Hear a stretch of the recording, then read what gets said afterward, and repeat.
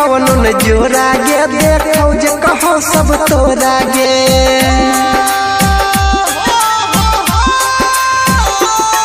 तोरा रूप के कवनो न जोरा गे देखो जे कहो सब तोरा गे। लागो न जादू न कहियो भगवान से गे जान सुनर लागे छतै चान से।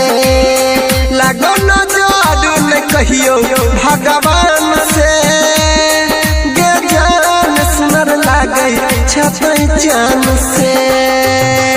अभी आप सुन रहे हैं तेनवाही से माँ दुर्गा म्यूजिक की प्रस्तुति।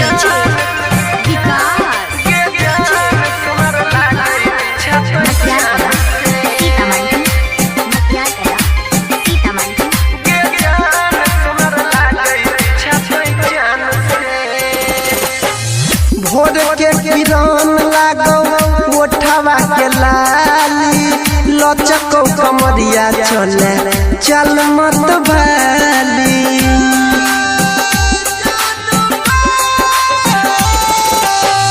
भोर के किरण लागो ओठवा के लाली लचको कमरिया चले चल मत भाली।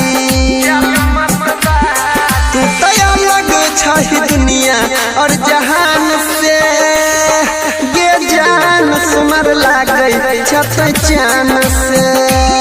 लागो न जादू न कहियो भगवान से गे जान सुमर लागे छतै चान से।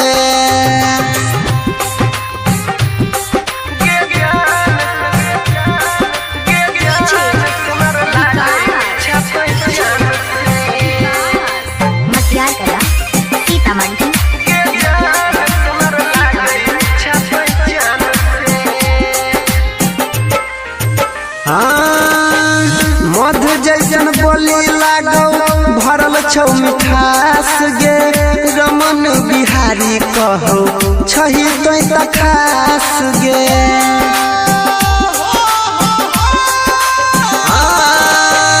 मधु जैसन बोली लागो भरल छौ मिठास गे रमन बिहारी कहो छही तो खास गे।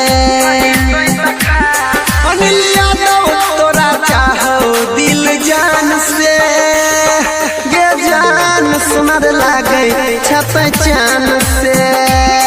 लागो न जादू न कहियो भगवान से गे जान सुनर लागे छही चान से। प्रेजेंटेड बाय माँ दुर्गा।